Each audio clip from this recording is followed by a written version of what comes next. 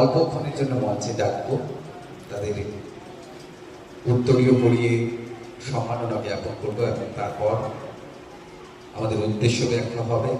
আমরা আবার সবাইকে বলবো আসন গ্রহণ করার জন্য এবং বিভিন্ন বক্তার বক্তব্য যেমন শুনব, তেমনি কয়েকজন বক্তব্যের পর আমরা কুইজ প্রতিযোগিতায় যাব। সেই কুইজে কচিকাচাদের বাইরে আপনারাও অংশগ্রহণ করতে পারবেন। বক্তাদের তালিকায় রয়েছেন বিশিষ্ট ক্রীড়া সাংবাদিক শ্রী দ্বিজেন্দ্রলাল দাস, তাকে মঞ্চে এসে আসন গ্রহণ করার জন্য অনুরোধ করছি। বক্তাদের তালিকায় আরো একজন ক্রীড়া সাংবাদিক রয়েছেন, বর্ষিয়ান ক্রীড়া সাংবাদিক শ্রী তাজউদ্দিন মহাশয়কে আসন গ্রহণ করার জন্য অনুরোধ করছি। আমেরিকার আগের দিনের কিছু ম্যাচ, পরের দিনের কিছু ম্যাচ করলাম। আমাদের কিন্তু সব মিলিয়ে একদিন হচ্ছে, যেমন গত পরশু দিন সবগুলো ম্যাচ ড্র হয়েছে। বিশ্বকাপের ইতিহাসে এ নিয়ে দ্বিতীয়বার না, আসলে প্রথমবারই। কারণ আরেকবার যখন ড্র হয়েছিল সেই সঙ্গে আরো দুটি ম্যাচ ফয়সালা হয়েছিল, কিন্তু গত পরশু দিন 4টি ম্যাচের সব মিলিয়ে ড্র হয়েছে। কিন্তু আমাদের এখানে হিসাব অনুযায়ী দুটা পৃথক বেরিয়ে পড়ে গেছে।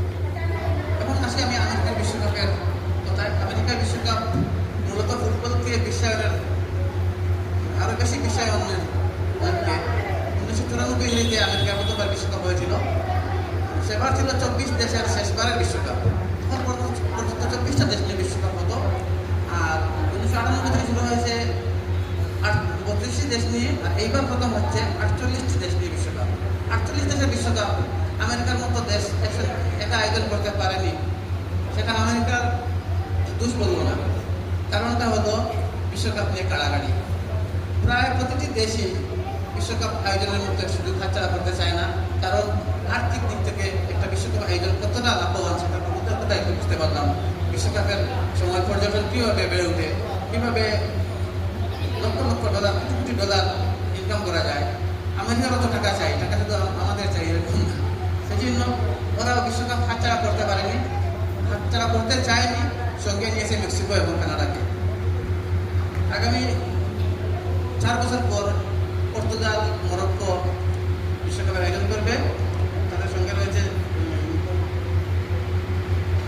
পর্তুগাল, মরক্কো আয়োজন করবে বিশ্বকাপ।